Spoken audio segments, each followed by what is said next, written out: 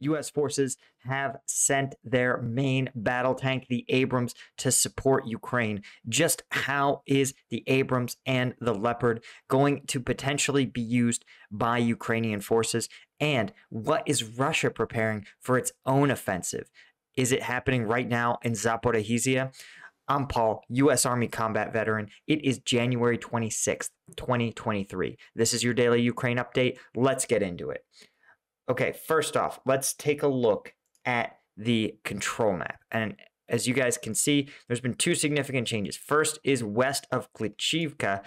You can see that Russian forces have advanced along this open ground, which makes fairly good sense, right? You can see here that they advanced yesterday up to this small light wooded area, which we could actually switch over to the satellite view to give us some context. And then you can see here, there's additional wood lines in this area. This is probably a natural defensive point, but I really suspect that Ukrainian forces are going to use Ivanovsky, Chasiv Yar, and this wooded area here as major defensive lines to continue to protect Bakhmut. And you can see here that Russia has advanced, just taking some of this road here, but also advancing, seizing these open fields. And again, worth pointing out that this is this has no real strategic value. This is a strategic liability if your forces are here. So even Ukrainian forces, I feel like chances are when they abandoned Klitschivka, they knew that they were going to pass through these open fields and reset defensive positions, probably along this line here. As we've talked about, their goal of preventing Bakhmut from being encircled is a staple of the Ukrainian defensive efforts here. And so doing that is doesn't require them to hold this big open, hard to defend ground. Instead, it's much more favorable to force Russian troops to pass through this big open ground and punish them while they do, so that by the time they make it to your actual defensive lines, they're having a hard time with things. Now, what will that mean, of course, for Russia? Well, chances are they're not going to let their significant troops pass through these open areas. And instead, they'll be funneled probably into this axis here if they want to continue to advance north, which, again, it's hard to see how this could possibly go well for them, even if they're able to somehow advance to Ivanivsky. They can't encircle Bakhmut because there is all these Ukrainian forces in Chasiv Yar, all of the Ukrainian defenders in Bakhmut, and this is just a really hard nut to crack, this three-point defensive posture. Doesn't mean it's impossible. As we've discussed, Ukraine may be conducting a controlled withdrawal, having decided it's inflicted enough casualties because they're diverting their combat power to training and equipping for a spring offensive.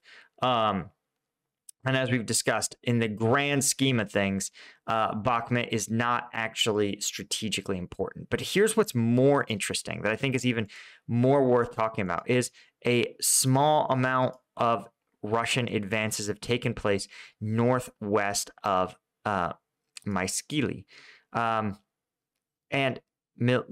Mykilsky. And you can see here, again, you're talking about crossing a significant amount of open ground. Chances are this is ground that Ukrainians ceded without a fight because it's just not that defensible. In contrast, you can see here Volodar is much more defensible. They're probably, Ukrainian forces are going to be using this roadway, this line here, as a defensive line. But Volodar is vulnerable because, as you can see, there's not a lot of ways in and out. You can get basically through some of these narrow roads to the north, potentially, but this is a pretty tight area to have to launch a sustained defensive effort if Russia really wants to push it. You guys can see here just how open this terrain is. And if you were to, say, want to get supplies from Vodiane, you would have quite the time doing it. And again, especially if this roadway was cut off for some reason. So it's possible that it's a tough nut to crack for Ukrainian forces. They may have to use this small urban or ex-urban area as a defensive point to keep the Russians from cutting this road off. They may also simply have to make the call early that they need to withdraw from Volodar before Russian forces are able to cut this road off, at least withdraw their heavy equipment. So it's a tough space to be in. You guys can see how in some ways this big open terrain makes fighting easier, but in some ways it makes it much, much tougher. It's possible that they can cut through these fields, but it's just not guaranteed. This is a lot of fields. Oftentimes, these thin green lines we're seeing are trees, which would require you to knock them down. There may be able to, get to this like mining pit or something from Volodar, but you can see it's just a precarious defensive position to have to hold out. So I'd say greater than even odds that the Russian forces are going to take Volodar, potentially, maybe even without much of a fight. But when we look over at the actual news, first off, we can see that Germany, Poland has announced that they are going to be providing a few dozen Leopard tanks, main battle tanks, to Ukrainian forces. And most importantly, the U.S. has announced they are going to send 31 Abrams tanks to Ukraine. And it's interesting when we take a look at the technical specs. Let's look at what exactly main battle tanks are used for in this type of conventional war. So the Leopard 2 has been in service, some variant of it, since 1979. Right, so it was designed to fight the Soviet army, and it's there's been about 3,500 built. But what's notable is that it is quite heavy. 73 short tons in its largest variant. Of course, featuring a 120 millimeter main gun. It's a main battle tank, and doctrinally, right? Well, let's look at the Abrams. You guys can see that these are very similar, both developed also in 79. About 3 times as many Abrams have been produced, and different variants run different lengths. But you can see here that the smallest, the M1A1, clocks in. Well, the M1 clocks in at 60, but I don't even know if they're still in anyone's arsenal. M1A1, 63 short tons, and the most, the M1A2 SEP V3 is actually 73 short tons. And so this is a problem. You guys can also see here, main armament, 120 millimeter smooth bore gun.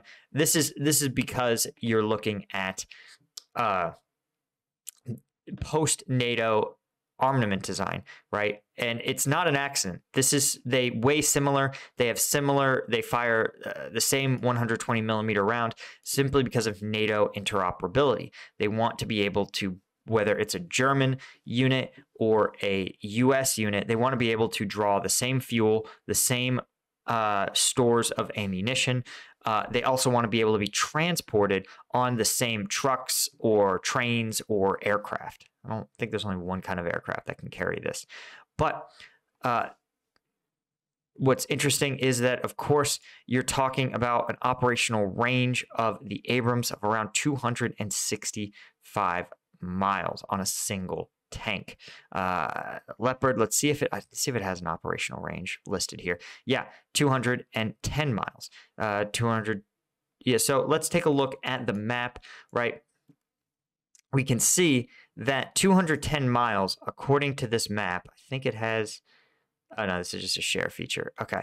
If you were to go, let's try to get the scale here, 210 miles, 20 kilometers. So that would almost take you to the border on a single tank of gas. Now, obviously, that's assuming you're driving without resistance. Fighting a war is just a bit slower than going on a Sunday drive. But the idea that you could fuel these tanks up and they could get you dozens or even hundreds of kilometers of enemy territory before they need to stop to refuel is huge in a combat environment. As we've seen, the Russian logistics has been their Achilles heel in this conflict, and the more Ukrainian forces can solve their logistics puzzles, the better off they perform, especially when you see things like the Kharkiv offensive, where they were able to push basically until they reached the limits of their ability to resupply and refit. Similar to Kherson, this was literally a logistics victory, since it didn't require Ukrainian troops to actually push the Russian troops out of this territory. Russia withdrew because their troops were simply unable to be resupplied. So the Abrams tank, it can be used in a couple of ways. First off, it's a great infantry support vehicle, but it really thrives at its best, main battle tanks, in open terrain. And when we zoom in, we can see that the open terrain there's certain areas that are more favorable than others. And I think the two largest are this area here in Luhansk Oblast. This is supposedly where Russian forces are also preparing for an offensive effort. The other, what I think is one of the more favorable areas, is potentially here in Zaporizhzhia. And I would actually argue that probably there's routes worth taking through here. And what is favorable about open terrain for these armored vehicles is that, as we've seen, fighting in urban areas, the tank's best assets, which is its speed, armor, and ability and standoff distance, all get negated inside an urban area. Like let's say the worst possible plan, right? They said, oh, we're going to take Donetsk city. Well, you've got this city where the vehicle's range on its main gun, it won't have line of sight on anything. I mean, you guys can see here, just taking this area, right? A tank stationed here could only shoot a few hundred meters in its line of sight. And so why would you need these big, heavy armored forces, especially when they take up the entirety of a street? So if a tank gets disabled, it's stuck there in the street, blocking all subsequent tanks in its column from moving forward. In contrast, when you look at open terrain like that in Zaporizhzhia, you guys can see that, let's say you were to have a tank formation need to take this village. The tanks could literally move almost unimpeded across this terrain and allow infantry units to, supported by tank formations, to clear out anti-tank teams and threats in these developed urban areas. Even when, for example, you follow along these roadways, you deploy your tanks out, you can engage in these small developed urban areas. They're very, very controllable, nothing like Donetsk city. And once you've eliminated enemy resistance, you push forward. The only liability is these small river formations. Again, in the spring, this may become tough to navigate, but it's just so much more forgiving and so much easier to plan around these small villages. The trade-off is, of course, that the open terrain doesn't have the same economic value, right? When we look at places like Donetsk, you guys can see there's a lot of people and activity and stuff in Donetsk, similar to Lysychansk and Severodonetsk. You can just see that these are dense urban areas with a lot of economic activity. It's the home of a lot of people. And in terms of liberation, not all territory is created equal. But as we've seen in Lysychansk and Severodonetsk, the ability to cut off defenders from these cities, from their resupply, is actually in many ways a viable strategy in this conflict, right? So you don't need to take building by building Severodonetsk if you can cut off Russia's ability to resupply it. That's how the Russians took Lysychansk. Now, looking northward, this is, I think, another potential area where an offensive may be effective. First, you can see it's fairly swampy, but these are the Bradleys, the Leopards, the Abrams. These are tracked vehicles, so they are not as impeded by swampy conditions. And it can be favorable, though it can also be a little tough. You can see it's a little bit more, there's a little bit more terrain that's required to navigate, but with a good plan, you could have a similar effect. You also, of course, have the benefit of wherever you push, you can run up against the borders here, and at least like we saw with the Kharkiv offensive, really deal some significant blows while not running yourself into a situation where you're not prepared for. That's a liability here where, let's say you were to cut a big swath of territory right here. Well, keeping this canal open would be really hard, right? Because you would have Russian forces on two sides of